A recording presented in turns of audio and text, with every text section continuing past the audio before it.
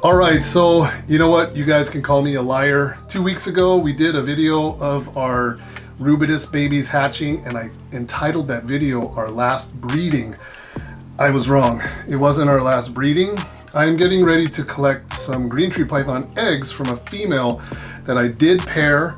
And I kind of lost hope on it. I have a lot of animals, you guys, so it's kind of difficult to keep track of absolutely everything that's going on, but I do my best to stay on top of everybody and kind of observe and see what's going on. So about 10 days ago, I noticed that this female was grounded all of a sudden. Green tree python, that's not really normal, although it does sometimes happen. And I pulled the water bowl, I pulled the perch. It looked like something was happening, and I put a nest box in there, and that female has laid eggs, or actually is still laying eggs. Today is Friday, June 26th. Just got home from work. I've been checking this snake in the morning before I leave for work, and then also in the evening when I get home from work. So I just got home from work. I checked here. Apple, if you want to come in and take a look. She's still in the nest box. She looks like she's got probably like 2 more eggs left in her. So because I'm home, I can now monitor and get to these eggs right away as soon as she's done laying. So we are going to leave, and I'm going to come back and check in about 30 minutes or so, and I'll just keep checking until she's finished because I don't want to disturb her. Have the egg boxes rather are ready to go, and it might not be my last breeding, you guys. If these eggs hatch successfully, those I think are going to for sure be the last production here in the US. Anyway, see you guys in a few minutes. So I went old school on these. I bred green tree pythons, but it's been a long time ago. So I'm using the old bird breeder boxes with the hinged lid. It just works good. Put some moss in there, and she went right in there. So before she beehives up on these eggs, I am going to try to get these eggs away from her. So back in the old days, when I was breeding green tree pythons, I had very mixed results with the eggs. The no substrate method really wasn't a thing back then, so I would just bury the eggs in vermiculite, just like I would use that method to hatch just about everything else. Very mixed results. I lost far more eggs than I did hatch babies, and actually the best luck that I had was maternal incubation. So now this time I am going to try the no substrate method. Hopefully it works out okay. I'm not going to suspend them over water. I'm just using extra damp perlite, which is of course assisting the suspension of that plastic grid. And I am going to get these eggs away from Mama and see how this goes.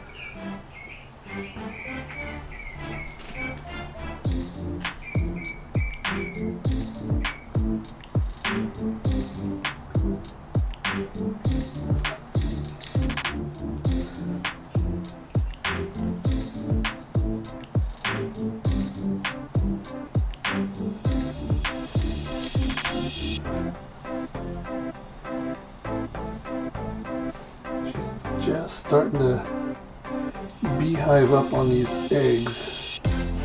It looks like a really nice clutch. I don't know if I'm going to be... man, I don't like how those eggs are rolling. I might just have to get her out and then recandle these eggs to see where things are.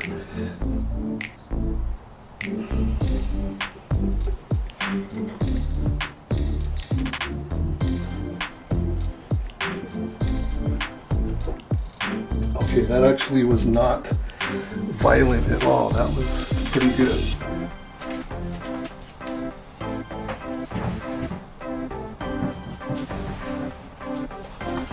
So here's the eggs in here. The eggs look beautiful. They look actually really nice.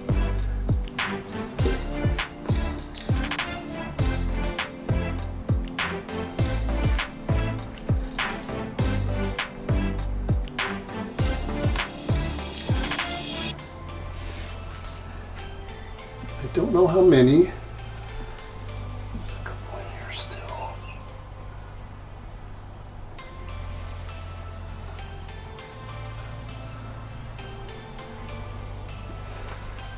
hoping I'm able to get these eggs off of each other.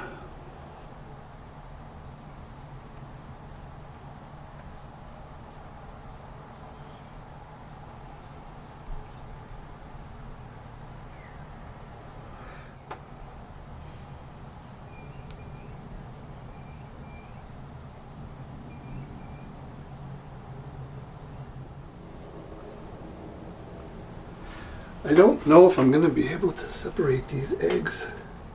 They are really adhered to one another.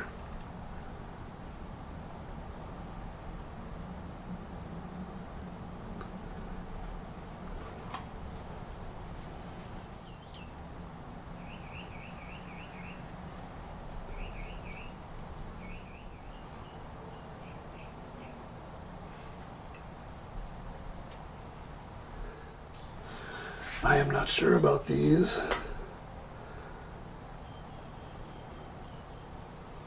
What do you think, Apple? Just leave them. Leave them? Yeah. It's too tight to be sure.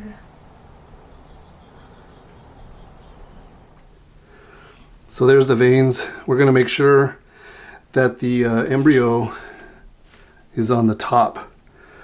When I removed the female, some of the eggs were on the bottom and they kind of rolled out of the way. So I'm going to mark these. So there's the embryo.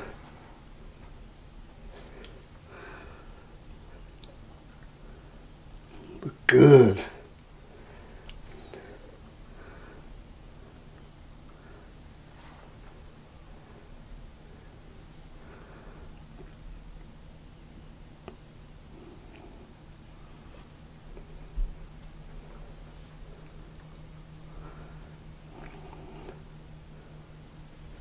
All right, and the eggs are in my incubator, my homemade incubator.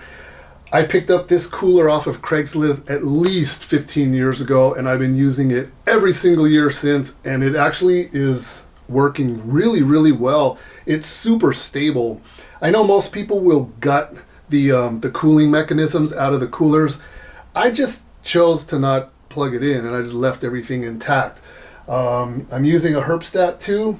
It has 2 probes, so I installed flex watt panels on the left and right side, and I did like an upper pair controlled by the first probe, and then I did a lower pair controlled by the second probe. So because hot air rises, of course, I wanted to be able to control, have less of a gradient and be able to control it.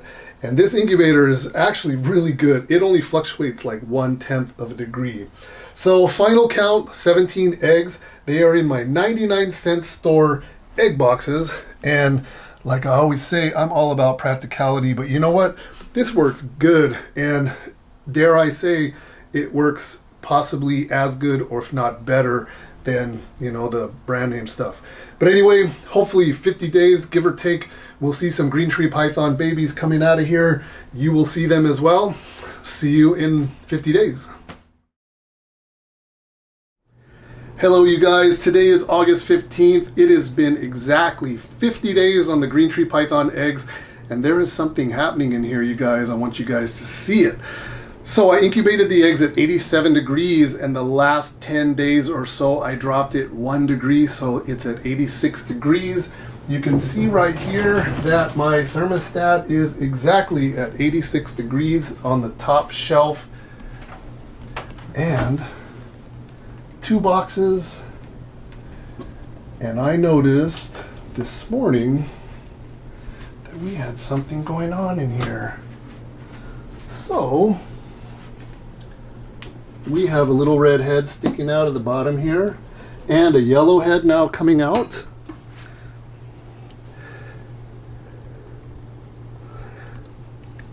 So now mom was a red baby, dad was a yellow baby, and we are going to have a mix of yellow and red babies in here.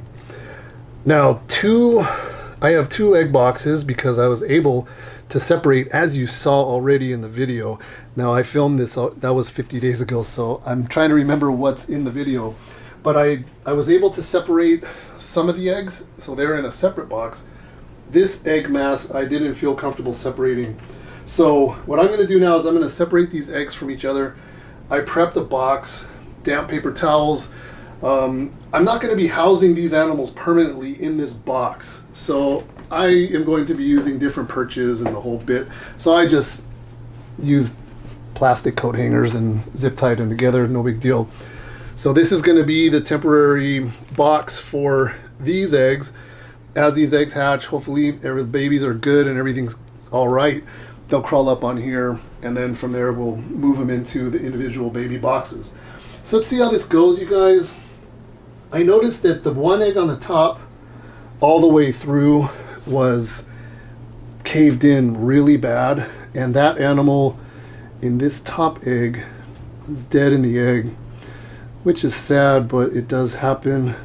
Fully formed, but the egg just dimpled too much. So we are going to separate this one here. So discard that one. And we will try to get these eggs apart. They should come apart a bit easier than the day that they were laid.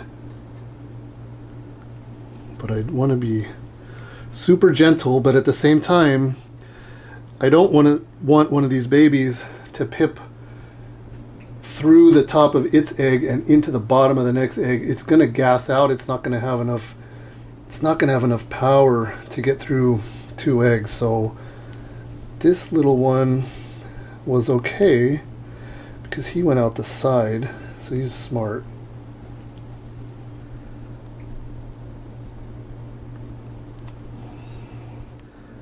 See this egg to me on the bottom? This looks to me like there might be some attempts to get out. Mm-hmm.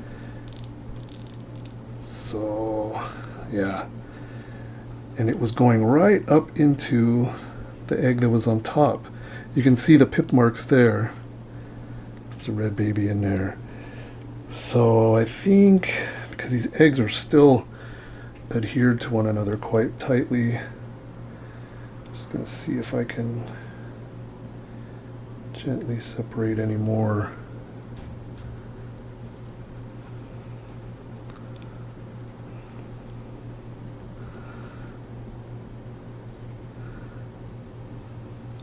Okay, because these eggs are a bit adhered to one another, I am going to pip the couple eggs that I'm concerned about just because they're right butted up against another egg. So I'm going to manually pip those right now.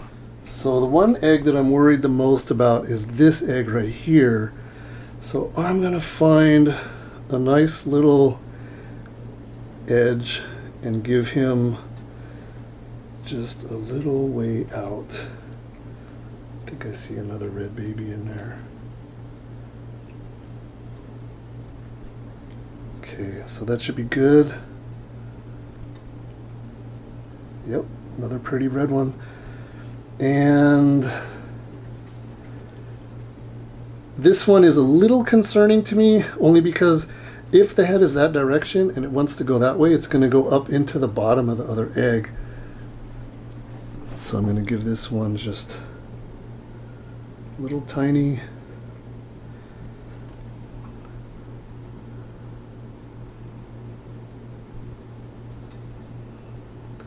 What I try to do, and I do this with all my eggs, I try to just find a natural edge. And I don't like taking razor blades and going deep into these eggs. I like to cut them exactly the way you see me doing them now. Give them just a little. Yep. Another red baby there. So I think we're good. I think that's about all I'm going to do at this point.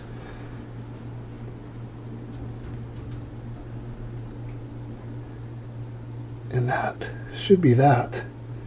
So that looks like 1, 2, 3, 5, 6, 7, 8. That's 9. And the other eggs, I have not gotten anybody to pip yet out of this box. But all the eggs are separated from one another. So I'm not overly concerned about it. Yeah, I'm going to leave those guys alone. Let them do what they need to do. This will be the box. Wrong lid. this is how we'll leave these guys. Put this right back in the incubator. Try to keep my nose out of here for a little bit before I keep running back in here and checking. That's the problem with not having to work today and tomorrow because I'm on my days off, is the problem being that I'm home. So I have to resist the urge to keep bugging these guys with my big ugly mug, opening the incubator and staring at them. So keep the door closed, keep it dark, let them feel comfortable, and we will go back maybe tonight and show you guys what else has left the eggs. So you guys, here is the mom to the babies. This is a Biak female. She arrived when she was already adult size. Very unique for a Biak. She has a ton of blue on her. She was a red Neo and lots of blue dorsal diamonds and some white spots, as you can see there. She has a little bit of melanism going down her dorsal. So that was mom. She did a really good job. Dad was this Waigeo. So it was a very interesting pairing, I guess. I didn't have a lot of males to choose from, so I used this male Waigeo. So that is Dad. Okay, you guys, I'm not going to end this video without showing you the babies, of course. The process is going to take some time, so we're going to end the video by showing you the babies that have emerged from the eggs. And if you want a follow-up video, maybe in a week or two when these babies have shed out or whatever, put it in the comments below if you want to see that. But for now, anyway, we have, looks like about 3 reds that have left the egg. They're not up on the perches yet. Have one yellow that's up on the perch, another yellow that's sticking its head out, and a couple of others that are just sort of thinking about things. So it's going to be a little bit of time before everybody kind of makes their decision to make their move. So that is about it. Green tree pythons are very small when they hatch out of the eggs, and they are delicate. So we are going to treat them very sensitive, and we're going to keep them in the incubator, have them in this setup, and then once they're all out and they look like they're kind of getting acclimated, then we'll move them into the individual baby boxes, wait for the shed, start the feeding and all that kind of stuff. And that is about it. Hope you guys enjoyed the green tree python journey, kind of from beginning to end, and enjoy what is left of your weekend, you guys. Thank you for watching. If you want to see more videos, subscribe, hit the notification bell. And we have some cool stuff coming up. We have a lot of animals that are going to be headed our way in the next, within the next 4 to 6 weeks. We have a number of shipments coming with some pretty good stuff coming. A lot of stuff for myself. And that's about it. Thanks for watching. See you in the next video.